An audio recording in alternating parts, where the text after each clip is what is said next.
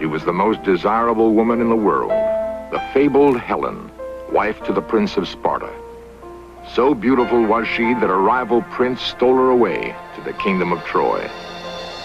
Thus, Helen became the face that launched 1,000 ships, each ship carrying 100 Greek warriors bent on revenge. For 10 years, the ships were beached while the army laid siege to Troy. The great walls of the city could not be breached, but the Greeks found another way. Were Helen and the Battle of Troy just the dreams of an ancient poet?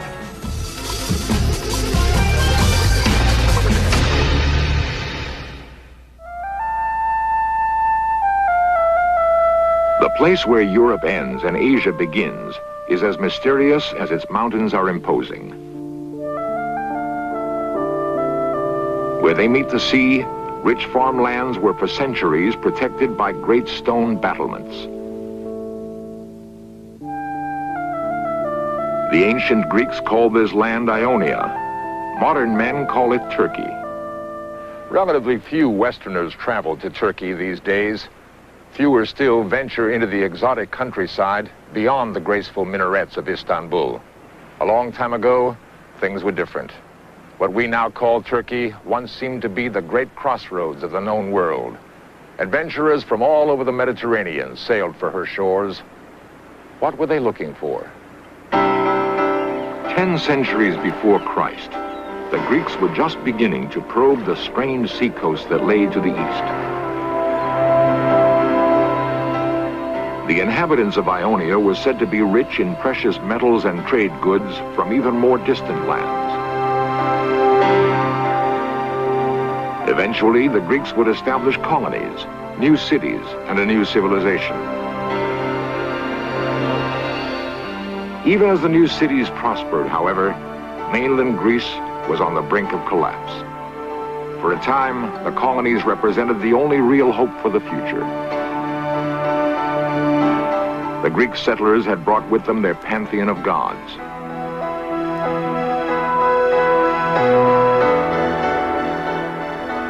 Clearly, the Greeks of this troubled period wanted to keep alive the glories of the past.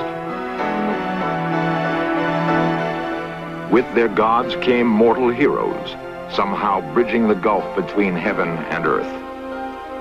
Of these heroes, it was said, each could do what 2 men could not do, such as now live upon the earth. No one helped preserve these illusions more than the great bard, Homer. Some scholars believe Homer traveled through the great cities of Ionia in the 8th century before Christ. As he would pass through a city, he would pause to recite a tale or hear one told. Under graceful columns and along busy thoroughfares, storytellers would gather to recite verse. Perhaps it was in this way that Homer first heard the story of Troy. He may have visited the place where the great battle was supposed to have happened.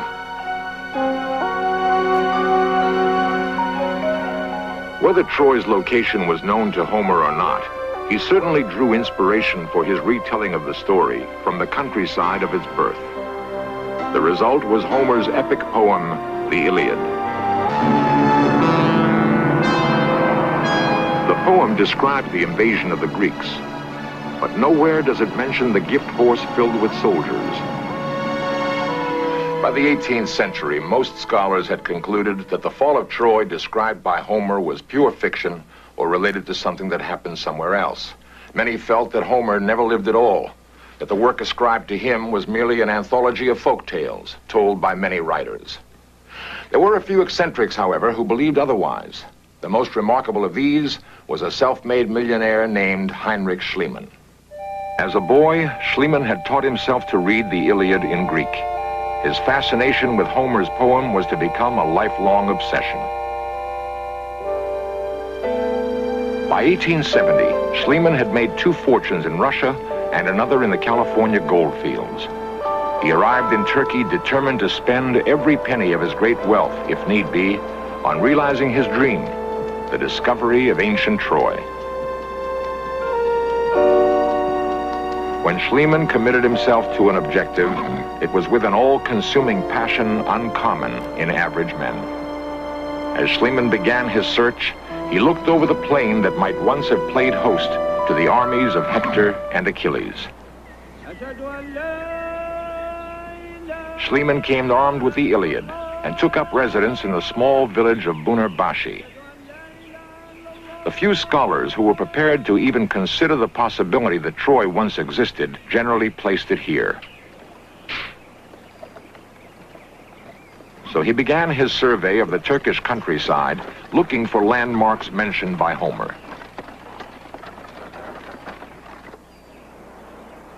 Schliemann had given himself a good layman's education in archaeology. An examination of the area others thought likely revealed nothing to his eye that could possibly relate to Homer's Troy. The springs which Homer described weren't of much help either. Surely their course must have changed dozens of times in the 30 or more centuries since Troy. Before giving up on Bunarbashi, Schliemann decided on another test. Homer had said precisely how long it took Achilles to chase Hector around the walls. There was only one thing for Schliemann to do.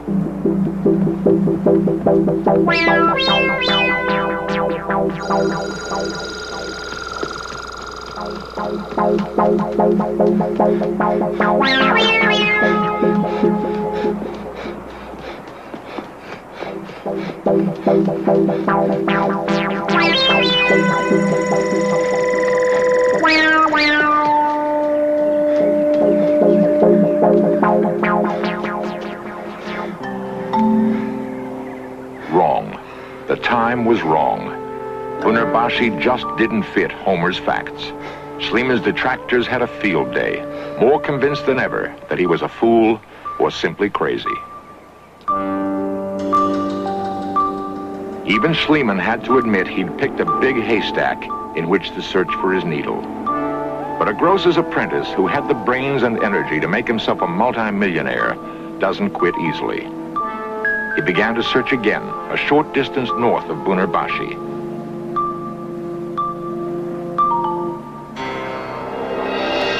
There, he would encounter his destiny on a hill called Hisarlik.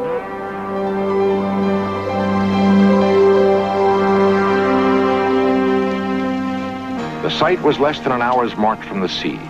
If well fortified, it could command the whole plain below.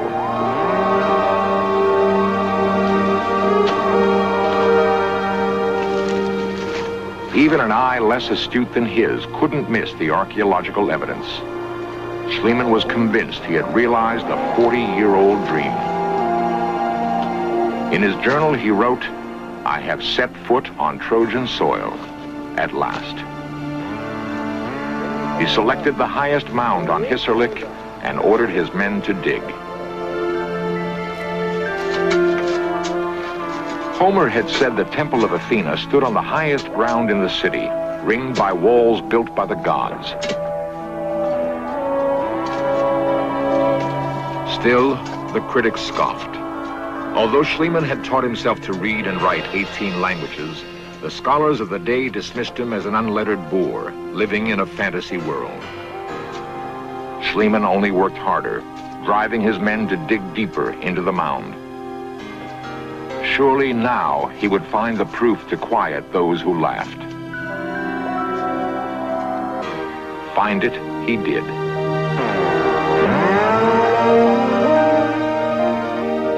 Here, indisputably, were the remnants of a lost civilization.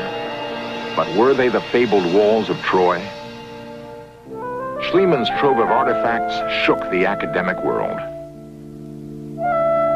What must the builders of this city have been like? What hands made these beautiful things? Clearly, the ancient craftsmen used techniques more advanced than many in use today. Why did they vanish after accomplishing so much? Schliemann discovered hundreds of spindle whorls, just like the ones still favored by local residents for spinning wool yarn. Other implements were found, similar, if not identical, to those in everyday use by villagers along the Turkish coast. Schliemann might have been struck by how little some things change in 3,000 years. But he would need more to prove his city was the Troy of Homer. Heinrich Schliemann's life had been one long love affair with the legend of Troy. It had taken 4 years to excavate the ruin he thought was Troy. Now, as he walked its ancient pavements, he believed he was following the path Homer had taken so long ago. Schliemann seeing, as through Homer's eyes, the skilled Trojan craftsmen at work in their stalls.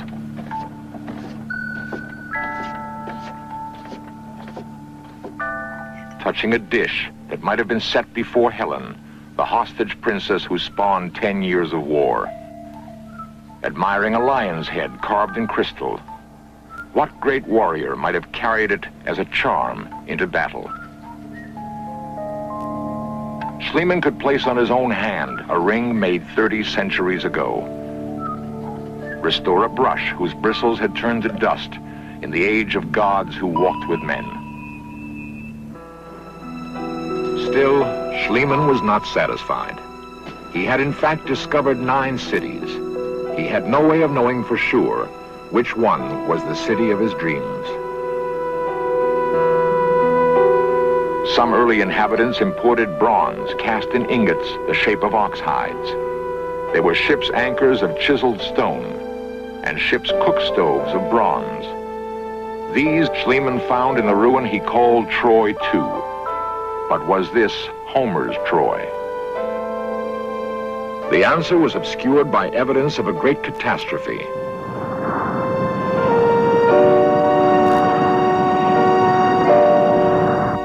Violence more terrible than war had seared the very masonry of the walls.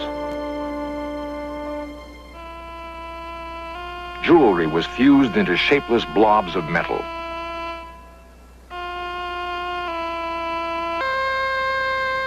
The whole countryside must have been laid waste by the disaster. Those who survived lived in squalor, the floors of their huts built on compacted garbage.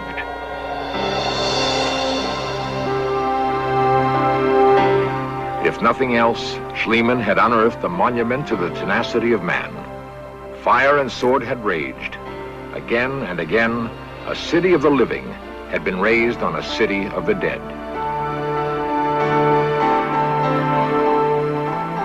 Schliemann numbered the ruins from 1 for the oldest to 9 for the most recent.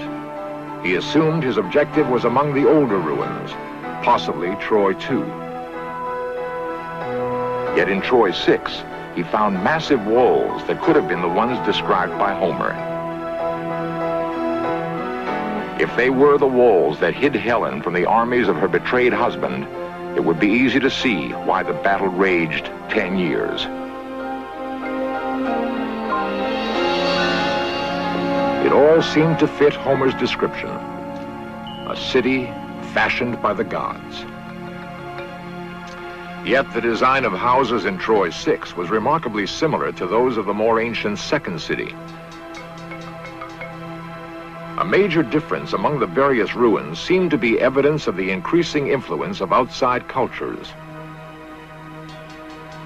By the time of Troy 6, newcomers from the north were introducing a completely new kind of pottery. The other arts were also affected by the immigrants. Alexander the Great was a latecomer to Troy, but among the first to build an altar to the old gods. From inscriptions, it is clear Alexander read Homer as fact.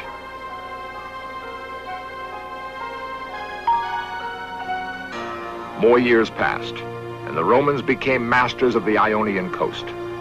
The poet Virgil took up in Latin where Homer left off in Greek, embellishing the story and giving it new credibility.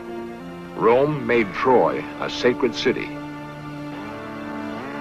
Emperors came to worship and be entertained. Augustus even considered making Troy the capital of his empire. Through it all, Minstrels kept alive Homer's poem of glory. This was the world Heinrich Schliemann felt he had rediscovered. But was he seeing only what he wanted to see? So complete was Schliemann's dedication to Homer's Troy that he had taken a young Greek woman to be his bride. He thought she had Helen's blood coursing through her veins. And in a way, all this effort had been intended to restore her heritage. The greatest prize he had not been able to give her. Yet as he was about to give up, Schliemann made his most fantastic discovery. The glint of metal had caught his eye. Schliemann ordered his wife to send the workers away.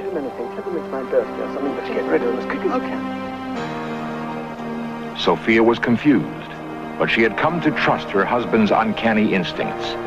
She did as she was told. Paydos, paydos.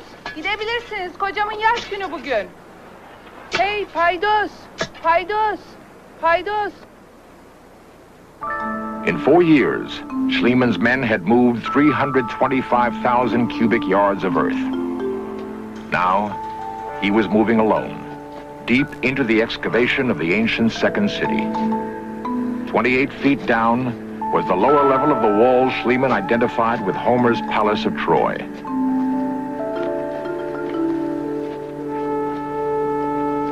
It was here he had seen the flash of treasure. Schliemann had chanced everything for his dream. Even with all he'd accomplished, scholars still considered him a fraud or a madman. Now, he knew they would have to believe him. The treasure of Troy was surely only inches from his grasp. Then, his fingers touched it.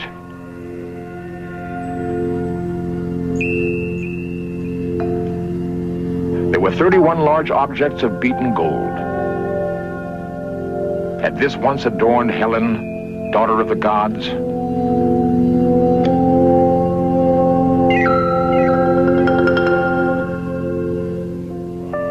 The workmanship was unmistakable. Surely this was all the proof the world would need.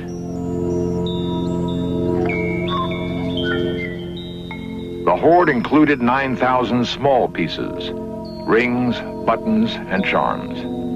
It was wealth beyond imagining.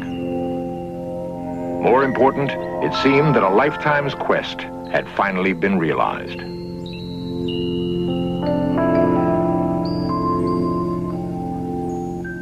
In spite of promises to share the treasure with the Turkish government, Schliemann smuggled most of it out of the country. He held onto it long enough to dress Sophia in splendor. Somehow, Schliemann knew he had fulfilled his destiny and hers by finding the lost treasure of Troy. The collection eventually found its way to the Berlin Museum.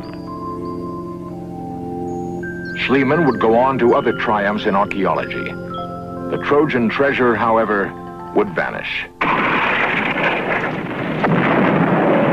In the closing days of World War II, the Americans and the Russians marched on Berlin from opposing flanks. The museum fell under Russian control, but the treasure was already gone. Someone may have hidden it from the bombardment, then died without revealing the secret of its location. It's possible the Nazis stole it for their own use in the headlong flight from the advancing Allies. No one really knows. Happily, perhaps, Schliemann didn't live to see the day that the prize he struggled so hard to win would vanish again without a trace. Little has changed in Turkey in the 100 years since Heinrich Schliemann came here to play out his dream of finding Troy. Caravans still follow trade routes that were ancient even in Homer's day. Old men still sit in the shade and tell stories. It is the custom here, and was so long before Homer's time. Tragedy and disaster are also familiar in this fabled land.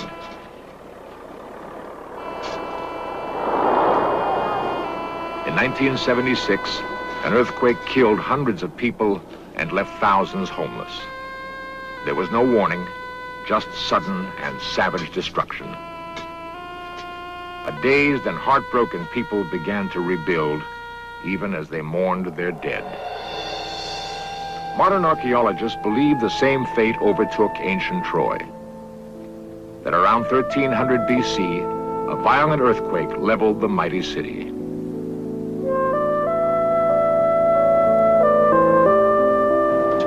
Before the city could be rebuilt, barbarians attacked from the north and put the survivors to the sword.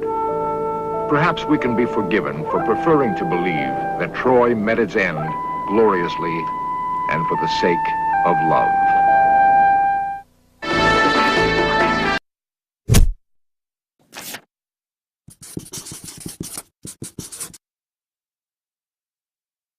In 1839, lured by rumors of a fantastic lost city, American explorer and diplomat John Lloyd Stevens hacked his way into the thick mountain jungles of Honduras. The rumors hinted of a great Maya city, full of great monuments and strange carvings, built and then abandoned long before the white man set foot on New World soil. But even the tall tales he had heard could not prepare Stevens for the ghostly presence that loomed up before him. It lay before us like a shattered bark in the midst of the oceans. Her masts were gone, her crew perished. All was mystery, dark, impenetrable mystery.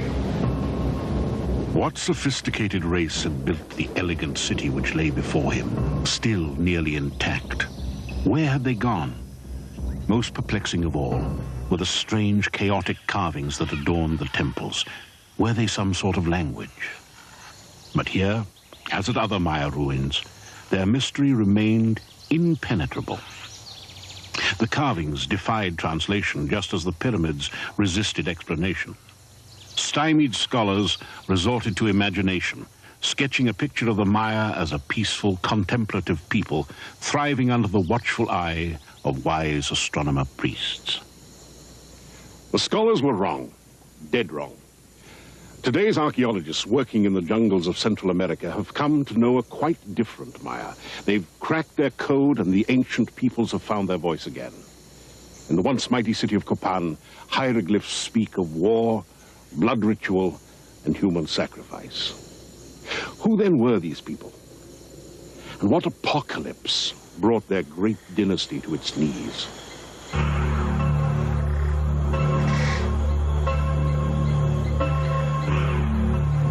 When I walked among its temples, I did not see a pile of stone, but I thought, Washaklahun Ubakawil built this. He dedicated that ball court.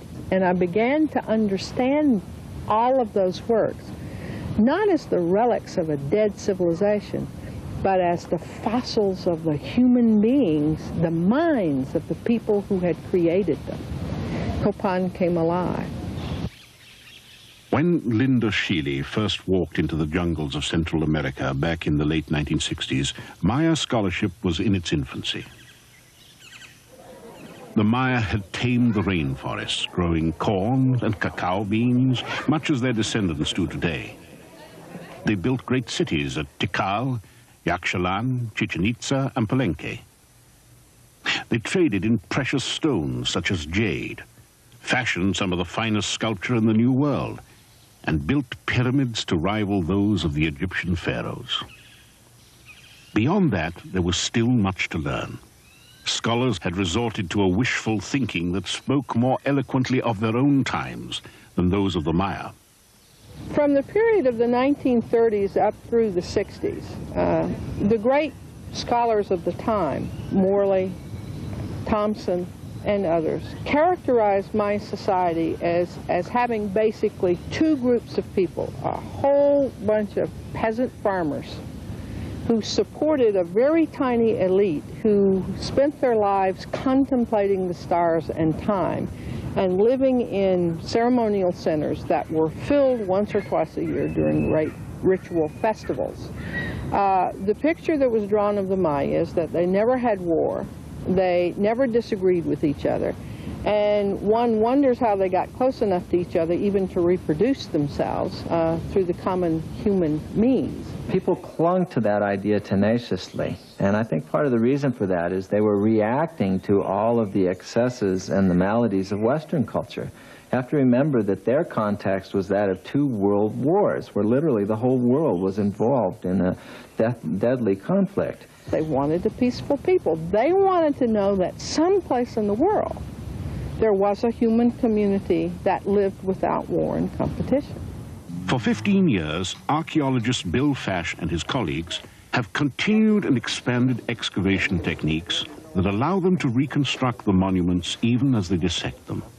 In the past, archaeologists at Maya sites had no choice but to dismantle the grand monuments, layer by layer, to get at older structures obscured by the more recent ones. But at Copan, the archaeologists have created a delicate labyrinth of tunnels through the ruins, leaving them virtually intact. Since the building of the Acropolis was a matter of layers upon layers upon layers, or as some have commented, it's like boxes inside of boxes, the easiest way to get from one to the next is by the tunneling. The world of the tunnels is like three-dimensional. It's very different because you can go up, down, or sideways. You can move in every direction. If we had to do a traditional archaeological excavation of the Copan Acropolis, we'd have to destroy half of everything we dug. But with tunneling, we're able to just do surgical strikes. It's as if we're doing arthroscopic surgery, and we can just go in there with just very small excavations to exactly the point we want and get a maximum of information for a minimum of disturbance to the archaeological site. The tunneling's been vital to understanding the history of ancient Copan. We have the hieroglyphs that tell us about the kings, but the tunneling tells us about the buildings that were constructed by each of these rulers. We were one day away from giving up here. We had found the cut, and I took one look at it with my flashlight, and I could see femur fragments and some of the shell and the 2 stones, and it just clicked immediately that it was not only this huge chamber, but that it had to be something very important. Through the tunneling, we've discovered a part of the offering that's actually placed above the tomb. This was a big surprise. We didn't think we were going to find any human figures here. It's the largest tomb we've ever found in Copan. Clearly, these were the tombs of noblemen, perhaps kings. But their identities remain a mystery. If there are clues to the dead man's identity, they likely reside in the walls of Copan's monuments, in the hieroglyphs that for so long remained obstinately silent. But only in the last few years has the language come alive. For the first time in a millennium, classic Maya can be heard among the jungle ruins. And what is being spoken has radically altered our view of the people who wrote on these walls. We went from talking about empty ceremonial centers which held only priests, basically, and people living in little hamlets on the outsides who would come in on Sunday to peddle their corn, you know, to some large urban centers, to understanding the fact that these cities, like Copan, was over 20,000 people living with the same kind of pollution that we get today in our cities. We now understand that the Maya were really much more like everybody else's. They're much more human. They were much more human than we had imagined them.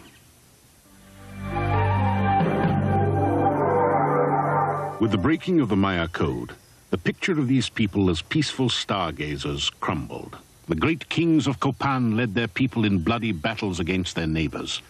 We know that the Maya were like any other, quote, civilized group of people. They had a lot of war. They had a lot of conflicts with their neighbors. They were always jockeying for position to see who could be the biggest and the most powerful ruler of his time.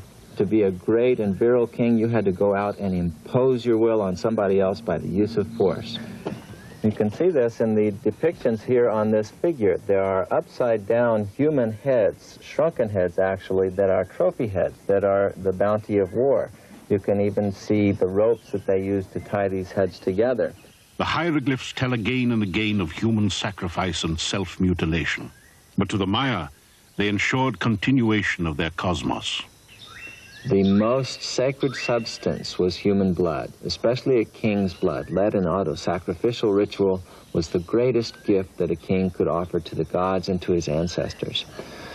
There are a number of sites where child sacrifices have been found. It was thought that the baby's tears would bring the rainwater from the sky. So a lot of sacrifice was oriented toward fertility, toward ensuring that the natural cycles took their course and that the harvest would be bounteous and the people would be happy. There are two great acts that kings consistently presented in the public forum. One is the taking of captives. The other is the taking and the offering of the king's own blood in ritual sacrifice taken from the most sacred areas of his own body. For a male, the genitals. For the female and the male, it's the tongue. It's the place where human beings reproduce themselves and the place where speech is made, where meaning is communicated from one person to another. Bloodletting was the central act of piety. Now why? One kind of soul is called chulel. It is a sacred living substance that is in our bodies that is never destroyed. It's passed on from you to future generations. That kind of soul resides in human blood. So that when kings give victims of war in sacrifice, or when they take blood for themselves, they are all giving the most potent and the most important, valuable substance on the face of the earth. Our culture says the same thing. What do we say? Greater love hath no man than he give his life for his brother. Bloodletting marked each celebration in the calendar and each rite of passage in the life of the Maya. The birth of a child, the consecration of a temple, the preparation for battle, and the thanksgiving for victory.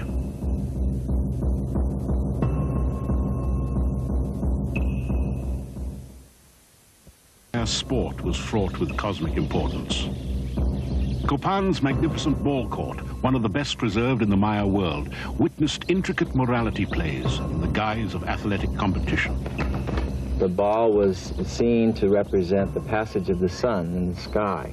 And much of the ball game was oriented toward ensuring the safe and timely passage not only of the sun through the sky, but of the moon and the planets and so forth.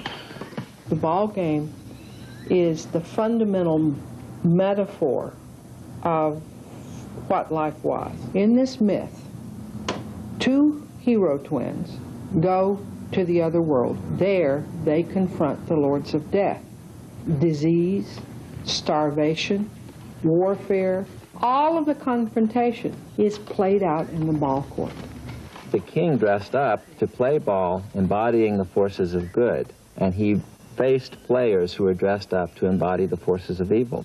So that when the king would defeat those people, he was in fact defeating all the things that could hurt his people. In this competition of life over death, the losers sometimes paid the ultimate price. Oftentimes there are very clear depictions of the sacrifice of ball players. In fact, sometimes they even bind the losers up as a ball and show them being rolled down steps just like these. So we do know that some people were sacrificed in order to ensure the victory of the forces of good ended in the sacrifice of the loser. For hundreds of years, the blood pact between the kings of Copan and their subjects seemed to have stood them in good stead. Copan flourished. By 600, Copan and her sister cities were unrivaled centers of art and learning.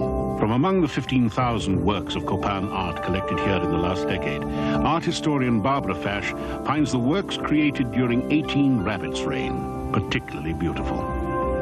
The buildings may have served a function that was utilitarian, but the iconography on the outside of it, the sculpture that was being produced at that time, just raised it to an artistic, aesthetic height that is really unprecedented in Copan and in many other places in the Maya area.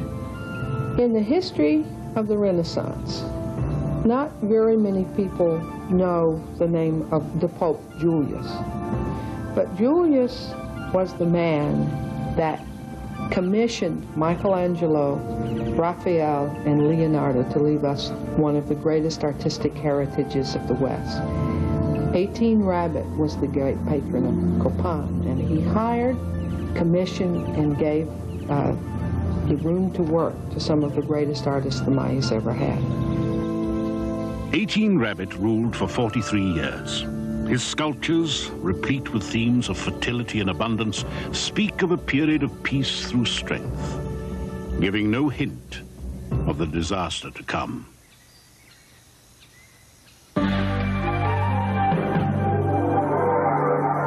Rabbit is in the guise of First Father, the maize god, and he is the creator of the universe. He and his wife, who was the moon and First Mother, wear the netted skirt. That whole myth is contained in the life cycle of a piece of a maize tree. The little seeds that are put in the ground are called skulls and little bones. And when the maize tree sprouts from the ground, it's the rebirth of the maize god, and it's the rebirth of humanity, because that is the last act before the creation of this universe. In 738, an aging 18 Rabbit set out on one more conquest to do away with a troublesome neighbor. He was captured and beheaded, an earth-shattering blow to his people.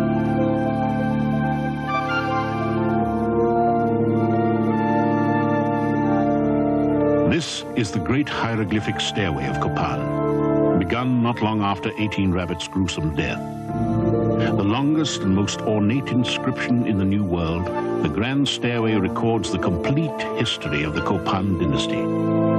Its magnificent present testifies to a society quickly recovering from the blow of a great king's death. But the excavations reveal a more ominous story. One of the most telling things about this monument is that even though it makes all these wonderful and grandiose claims, it was actually one of the worst constructed buildings in the entire city. The fill underneath this magnificent facade was the weakest they ever put inside of a building in Copan. That lets us know that the people who were building this pyramid were not nearly as enthusiastic about its message as the king who commissioned it. As more and more kingdoms established themselves, they wanted their piece of the pie. And it led to a lot of internal strife that often was resolved in battle. So first we see a weakening of the central order. Second is the actual collapse of the monarchical system of government. And that's literally all she wrote. There are no more monuments going up in Copan. Copan had gone from a thriving, peaceful center of art and commerce to a valley of desperate people struggling to feed themselves. For physical anthropologist turned forensic detective Rebecca Story, the bones of Copan yield a grim prognosis. Most of them probably died of the results of the overpopulation. That is, malnutrition and infection worked together to kill many children, and even the adults that survived eventually ended up dying of the effects of infection. By the time this individual was there, the population of the valley was probably in steep decline. Some 20,000 people were hungry or sick in the valley of Copan. How could it have happened that this thriving metropolis was reduced to this? They set up the city on the most fertile agricultural lands, down on the bottomlands that the river had carved out and made fertile over the centuries. By doing so, they were basically cutting off their own food supply. They weren't able to farm the best lands. They were then obliged to cut down the forest on the slopes. In doing so, that caused erosion, as they had to cut back even higher up. This made for deforestation on a large scale that prevented the rain clouds from coming into the valley. And they provoked the collapse of the central authority first, but they also provoked the long-term abandonment of the valley because people simply couldn't get enough to eat here anymore. The evidence suggests that the city grew rank with its own waste, that there was not a tree standing within 25 miles, and that the overworked soil could not begin to feed the hungry multitudes who lived there. Copan had become a victim of its own success. For nearly 1,000 years, the kings of Copan upheld a blood covenant with their gods and their people. The Maya prospered. They built great monuments, deciphered the heavens, created objects of great beauty. But when their world began to collapse, even the blood of kings could not forestall disaster. In just a generation, the monarchy stumbled. Soon the great city would lie empty, reclaimed by the jungle. Most of us who deal with the Maya think Maya civilization either ended at the collapse in the 9th century or it was destroyed by the Spanish invasion. But in fact, there are millions of Maya who still live in this worldview. It's still alive, it's still active, it's still incredibly productive. And what they have found is that the actions of their lives have roots that go back 3,000 years. And for our people who have been told that they are the ersatz leftover folk Catholic product of a European power, and that they have no value in themselves and they have no history, to have the glyphs put back in their hands is a miracle. And they say it is. Today, with the hieroglyphs pouring out their stories, Copan is yielding a rich human history. It's important to recognize and absorb the fact that one of the oldest, continuous, and most detailed written histories of the human species is Maya, and it is written on those stones. You feel attached to the bones that are here, you know, you feel attached to the monuments that are here. They're ancestors, you know, they're still a part of our history, you know, and we're not excavating somebody else's, we're excavating our own history. This is of significance to our own people. It's unraveling the roots of our nation. I was only going to be here for a year, and I've been here 15, so to say how long, I think I'm going to stay for a long time. Copan is in my blood.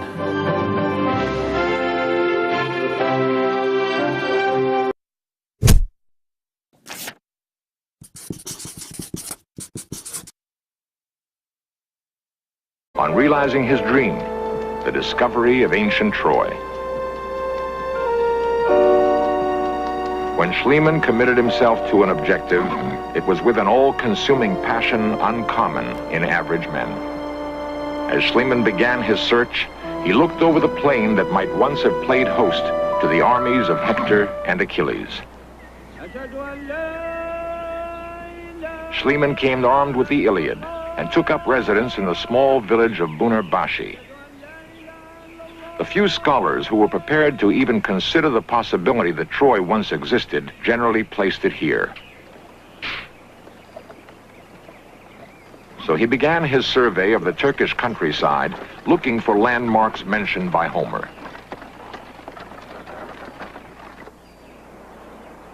Schliemann had given himself a good layman's education in archaeology.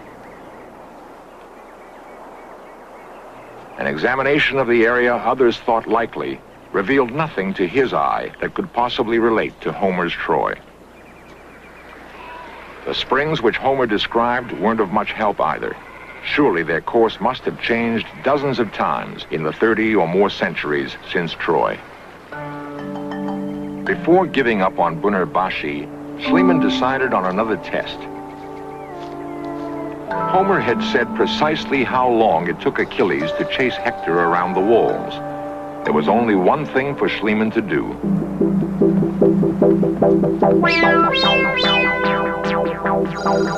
Tale or hear one told. Under graceful columns and along busy thoroughfares, storytellers would gather to recite verse. Perhaps it was in this way that Homer first heard the story of Troy. He may have visited the place where the great battle was supposed to have happened.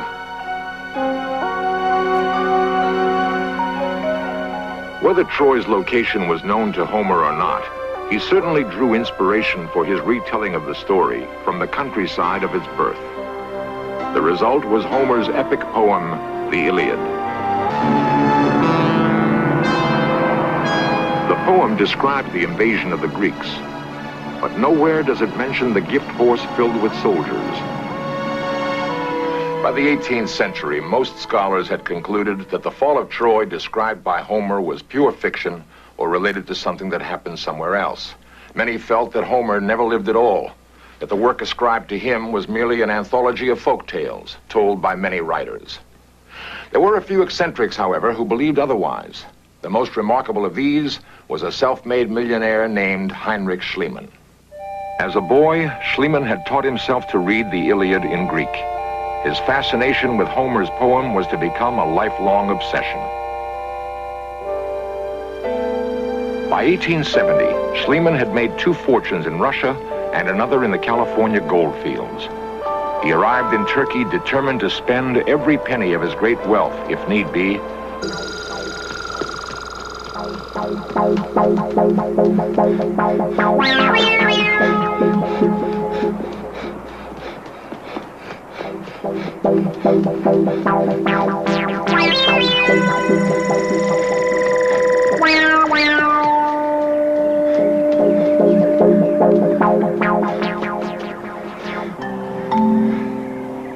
Wrong.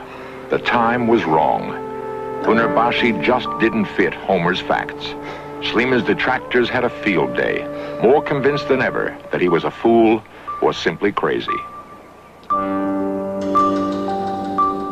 Even Schliemann had to admit he'd picked a big haystack in which to search for his needle.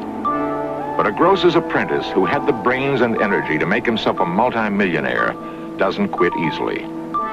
He began to search again, a short distance north of Bunurbashi.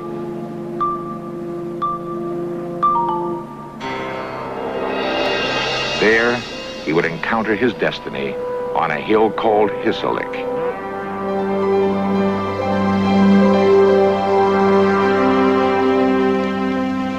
The site was less than an hour's march from the sea. If well fortified, it could command the whole plain below.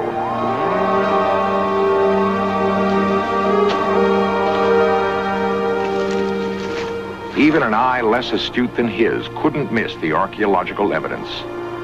Schliemann was convinced he had realized a 40-year-old dream.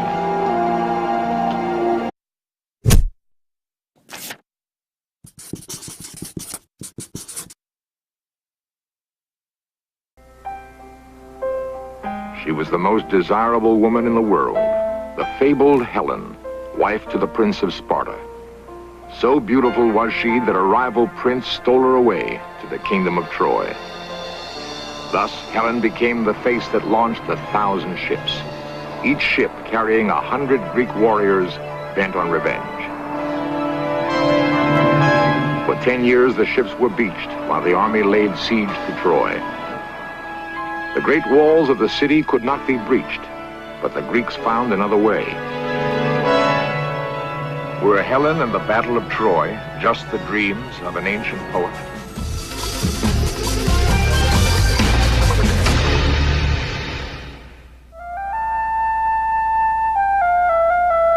The place where Europe ends and Asia begins is as mysterious as its mountains are imposing. Where they meet the sea, rich farmlands were for centuries protected by great stone battlements. The ancient Greeks called this land Ionia. Modern men call it Turkey. Relatively few Westerners travel to Turkey these days. Fewer still venture into the exotic countryside beyond the graceful minarets of Istanbul. A long time ago, things were different. What we now call Turkey once seemed to be the great crossroads of the known world. Adventurers from all over the Mediterranean sailed for her shores. What were they looking for? 10 centuries before Christ, the Greeks were just beginning to probe the strange seacoast that lay to the east. The inhabitants of Ionia were said to be rich in precious metals and trade goods from even more distant lands. Eventually, the Greeks would establish colonies, new cities, and a new civilization. Even as the new cities prospered, however, mainland Greece was on the brink of collapse. For a time, the colonies represented the only real hope for the future. The Greek settlers had brought with them their pantheon of gods.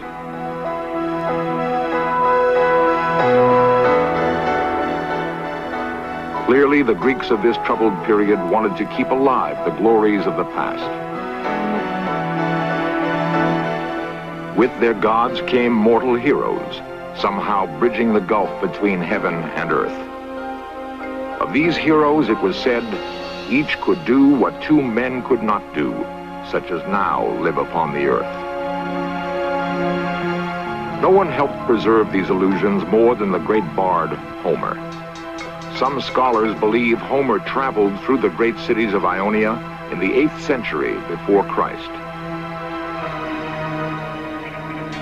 As he would pass through a city, he would pause to recite